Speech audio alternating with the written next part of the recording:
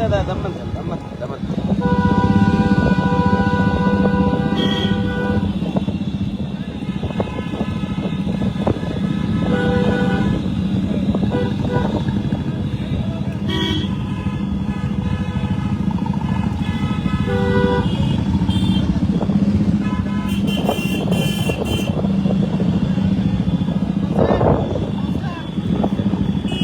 चला चला पुढे चला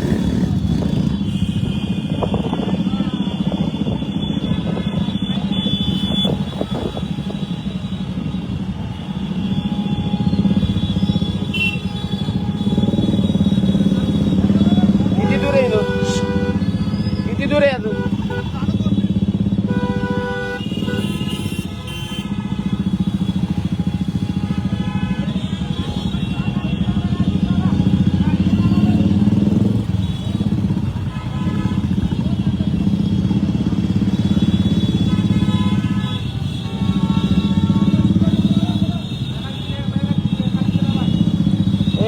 दमन चला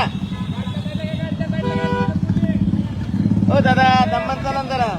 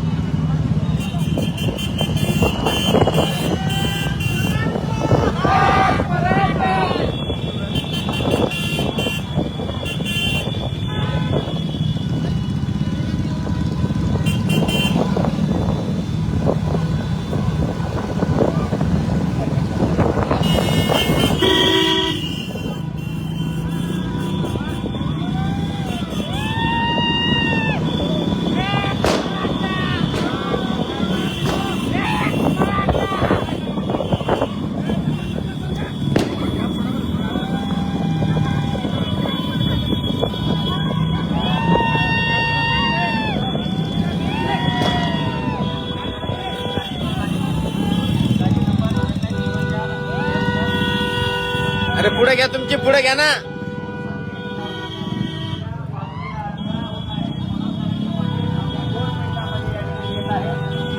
कृपया बाजूला काढून जाईल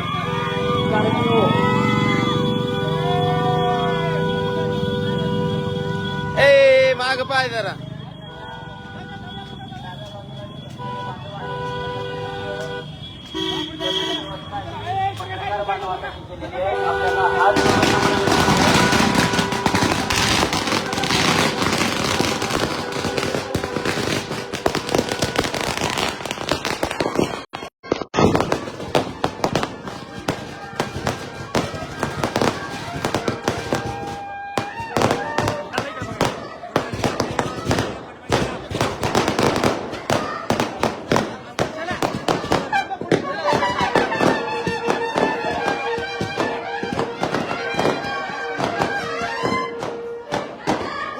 अरे लोटू नका माग पुढे पाहिजे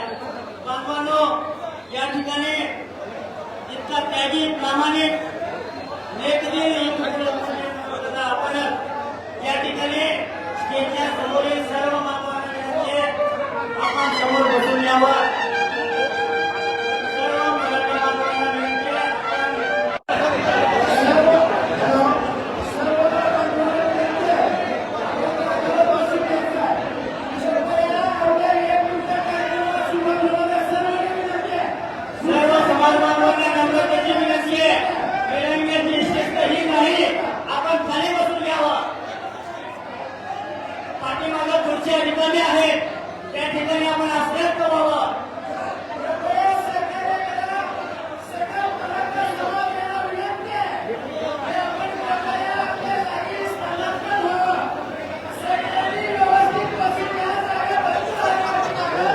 मराठा समाजाविषयी आपल्याकडे असलेली ऐतिहासिक धाडसी महाराष्ट्राचा सुपुत्र म्हणजे मनोजदादा जरांगे पाटील. मराठ्यांच्या एकजुटीची मोठ मानणारा म्हणजे मनोजदादा जरांगे पाटील. मराठ्यांचं केलेलं तत्वानं दुसऱ्याला देऊन संपत असताना महान संपन्नता प्राप्त करून देण्यासाठी निघालेलं हे इंद्रधनुष म्हणजे मनोजदादा जरांगे पाटील आपणच. साक्षात छत्रपती शिवाजी महाराज या ठिकाणी मनोजदादा जरांगे पाटील यांच्यामध्ये अवतरले की काय अशी स्थिती संपूर्ण महाराष्ट्रामध्ये पाहायला मिळते. या ठिकाणी सर्व मानवाला विनंती करतो आपण त्याच्या समोर बसून त्याला स्टेजवरती गर्दी करू नये. चला चला अरे चला तिचा उत्तर देतो. तुम्ही करून सगळे आपण या ठिकाणी खाली शांत बसल्याशिवाय कार्यक्रमाला सुरुवात होणार नाही याची दक्षता घ्यावी. या ठिकाणी सकळ मराठा समाज बांधवांना या ठिकाणी विनंती करतो. अमरदीप पाटील यांना विनंती करतो की त्यांनी या ठिकाणी जिजाऊवंदना सुरुवात करावी. अमरदीप पाटील आणि त्यांच्या चमूंना विनंती करतो.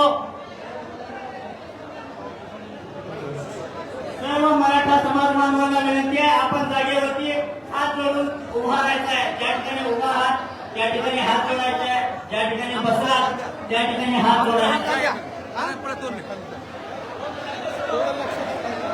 अमरदीप पाटील चला खाली चला. जे जिजाऊ आपल्या सर्वांचा आदर्श म्हणजे विश्वगौरव छत्रपती शिवराय आणि त्यांना ज्यांनी घडवलं ते विश्ववंदनीय मातृत्व राष्ट्रमाता राजमाता माझी जिजाऊ साहेब यांच्या कार्यकर्तृत्वाला अभिवादन करून आपण या ठिकाणी आजच्या या कार्यक्रमाची सुरुवात करत आहोत. या ठिकाणी उपस्थित सगळ्या बांधवांना विनंती करतो पण सर्वांनी हात जोडायचे आहे. जिजाऊ वंदना होईपर्यंत आपण सर्वांनी हात जोडून ठेवावं. सर्वांना गौरवपूर्वक आपलं नाही म्हण चालू करा.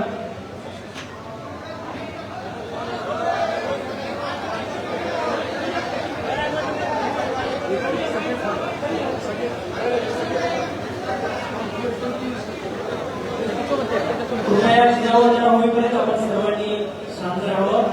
सर्वांना गौरवपूर्वक विनंती.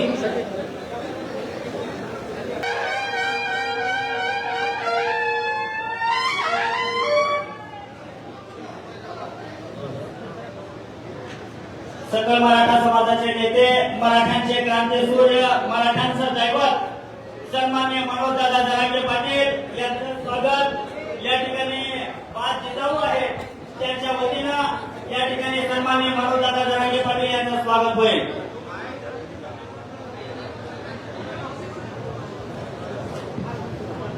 या ठिकाणी मनोजदादा जरांगे पाटील यांचं स्वागत या ठिकाणी उपस्थित असलेल्या 5 जिजाऊंच्या हस्ते होत आहे.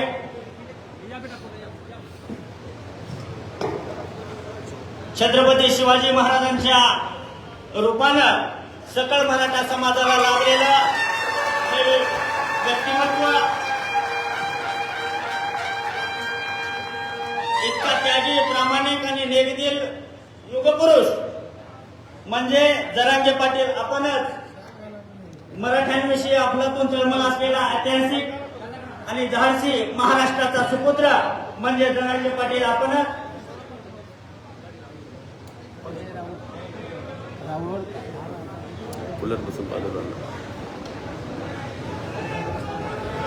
सकल मराठा समाजाच्या वतीनं या ठिकाणी सन्माननीय मनोजदादा जरांगे पाटील यांचं स्वागत होत आहे. दादा थोडीशी क्षमा मागून तुमचा वेळ घेणार आहे. मनोजदादा आपल्या राज्यस्तरीय बैठकीमध्ये ठरलेल्या निर्णयानुसार संपूर्ण निलंगा आणि देवळी श्रीरामपूर तालुक्यामध्ये जे मराठा बांधव या ठिकाणी रास्ता रोको केलेले होते त्या मानवांनी बंद करा गरमी होत आहे. सध्याचं तुगलकी सरकार गृह खातं यांनी आमच्या बांधवावरती गुन्हे दाखल केलेले आहेत. त्यांना कुठेतरी आपल्या हातून कौतुकाची स्थाप मिळावी यासाठी मी या सर्व बांधवांना या ठिकाणी निमंत्रित करतो. माधवराव पाटील यांची नावं घेते त्याप्रमाणे तात्काळ वर यायचं आहे. वेळ आपल्याकडे खूप कमी आहे. माधवराव पाटील, नानासाहेब ओसनाळे, राहुल मोरे, विशाल माने आणि ओसनाळे ज्यांचं नाव घेईल ते कार्यक्रमाला उशीर झालेला. बरोबर. मनोज पाटील, किशन व्यंकटराव मोरे, ईश्वर पाटील, भगवान जाधव,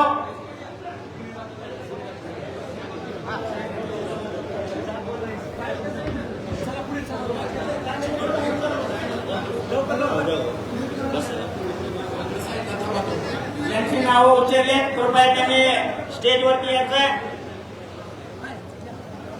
किशन मोरे, ईश्वर पाटील, भगवान जाधव, संतोष मोगे, हरिभाऊ सगरे, प्रकाश गोमसाळे, राजाभाऊ साळुंके, किरण पाटील, मंगेश गाडीवान, मंगेश चव्हाण, योगेश पाटील, देवानंद रामराव तडोळे, शंतेश्वर होसुरे, महेश धोंडीराम जाधव,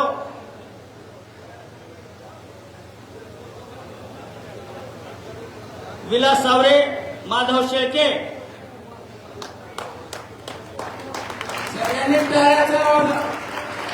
दानभया साळुंके, ज्ञानेश्वर पिंड, विकी पाटील, विकी श्रीमंत पाटील, सतीश फट्टे, राहुलजी बिरादार, वैभवजी गोमसाळे, ज्ञानेश्वर शेंडगे, राहुल बालुरे, ज्ञानेश्वर मुलाळे, संदीप पाटील, विकास नेलगावे पाटील, धनराज बिरादार, राजाराम पाटील, प्रवीण गिरड आणि हरी पाटील.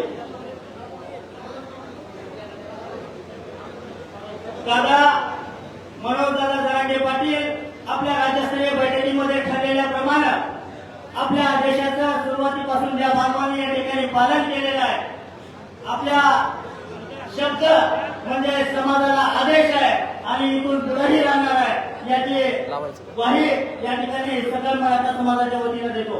या सर्व बांधवांनी मराठा आरक्षणामध्ये स्वतःच्या अंगावर गुन्हे दाखल झालेले ते सर्व बांधव या ठिकाणी त्यांचा सत्कार झालेला आहे. सर्वांनी जोरदार टाळ्यामध्ये त्यांचा हात उचलायचा.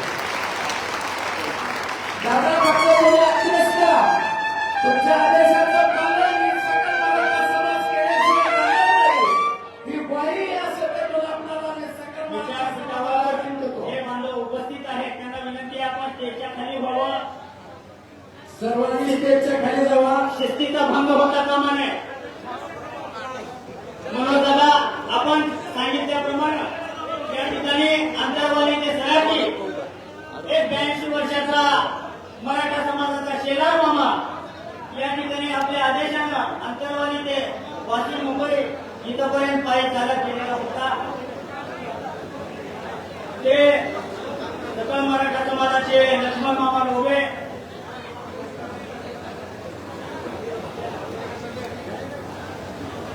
लक्ष्मण मामा लोभे यांचा सत्कार सन्मान्य मनोजदादांच्या हस्ते होत आहे. लोभे बाबा निलंग्यापासून वाशीपर्यंत चलत गेले होते म्हणून त्यांचा सत्कार सर्वांनी करतो टाळ्यामध्ये.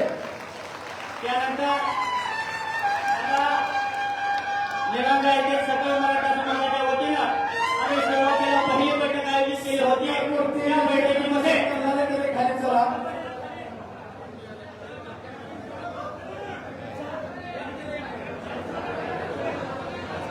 या ठिकाणी सकल मराठा समाजाच्या वतीनं एक बैठक आयोजित केली होती.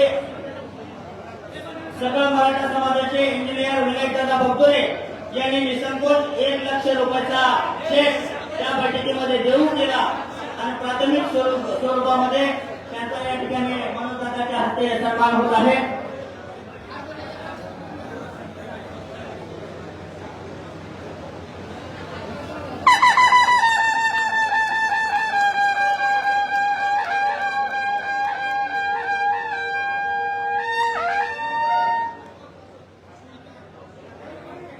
यानंतर सन्मान असा कार्यक्रम या ठिकाणी संपन्न करत आहोत ते या हॉलचे मालक श्री बाळूजी सोमानी यांचा या ठिकाणी मनोजदादा जरांगे पाटील यांच्या हस्ते सत्कार होतो आहे. बाळूशेठला विनंती आहे आपण या ठिकाणी मराठ्यांचे क्रांतीसूर्य सन्मान्य मनोजदादा जरांगे पाटील यांच्याकडून सत्कार स्वीकारावा.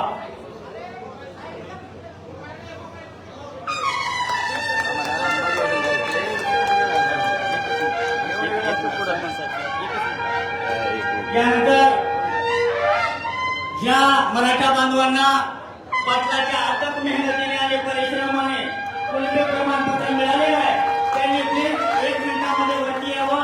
आपल्याला एक फोटो घ्यायचा आहे.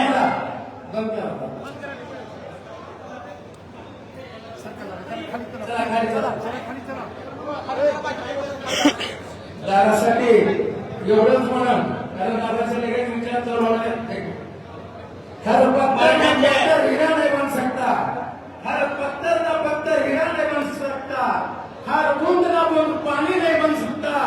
इसी तरह इस धरती पर जन्म लेने वाला हर इंसान मनोज दादा जरांगे पाटील नहीं बन सकता, मनोज दादा जरांगे पाटील नहीं बन सकता. धन्यवाद. सन्मान्य मनोजदादा जरांगे पाटील.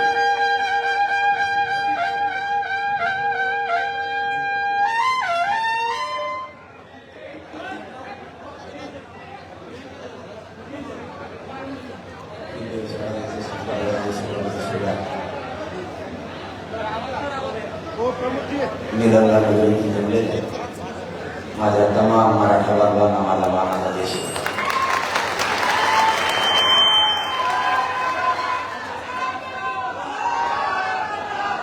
मराठा आरक्षणाची लढाई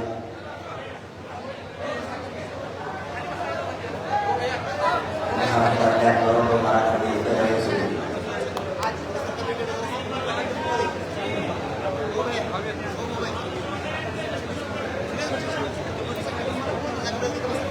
मराठा आरक्षणाची लढाई आता अंतिम टप्प्यात आली होती.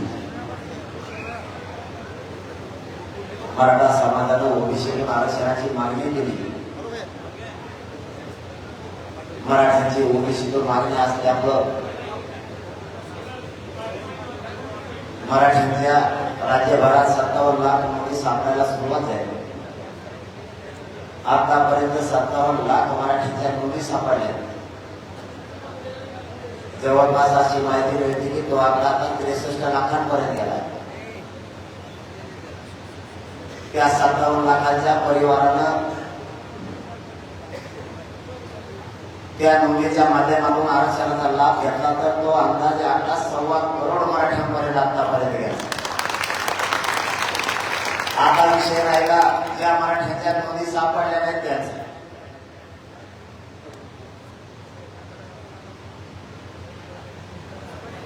मग ज्या मराठ्यांच्या नोंदी सापडल्या त्याच मराठ्यांच्या नोंदीच्या आधारावर त्यांच्या सोयऱ्यांना पण द्यायचं असं सरकारनं ठरवलं.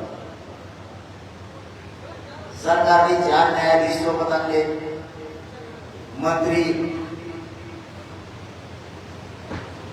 आरक्षणाचे अभ्यासक, घटनेचे अभ्यासक, कायद्याचे अभ्यासक,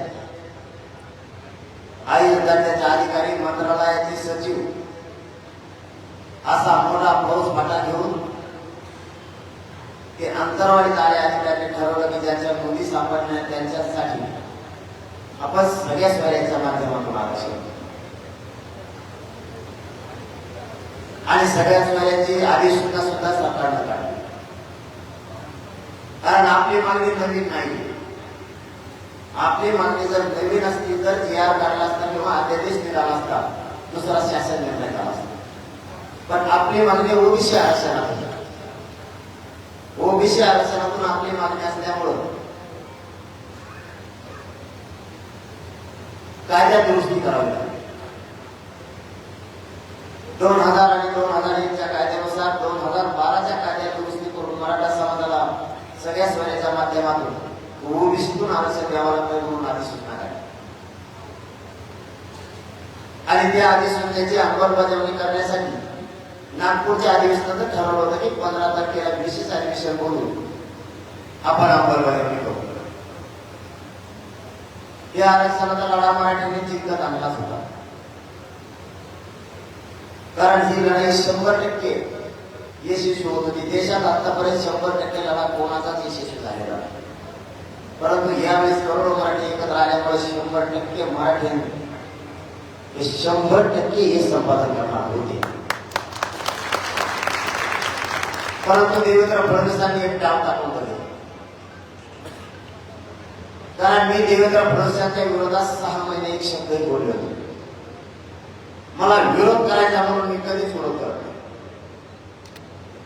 एखाद्या नेत्याचा राग समाजाला आला म्हणून मी माझा राग त्याच्यावरती व्यक्त नाही करत. त्याला 6 महिन्यात एक शब्द नाही बोललो.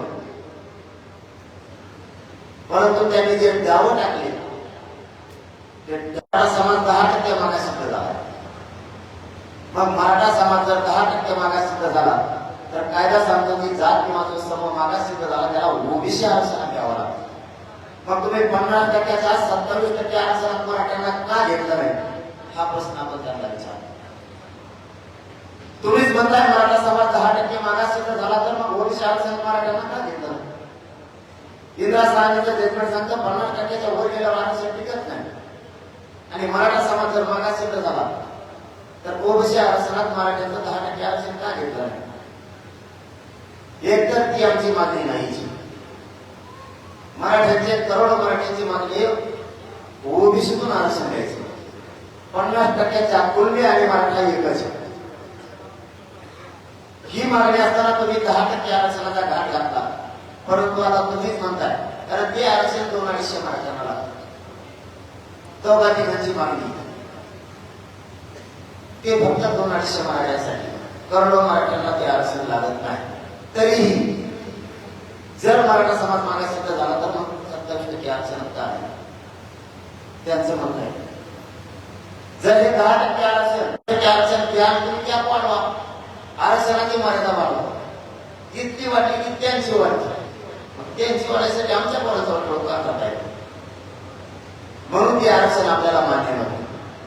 आणि देवेंद्र फडणवीस सरकारने बाकीवर डाव टाकून बघू जसा 2018 टाकला होता तसा 2018 देवेंद्र फडणवीसांनी डाव टाकला आणि 13% आरक्षण मराठ्यांना दिलं.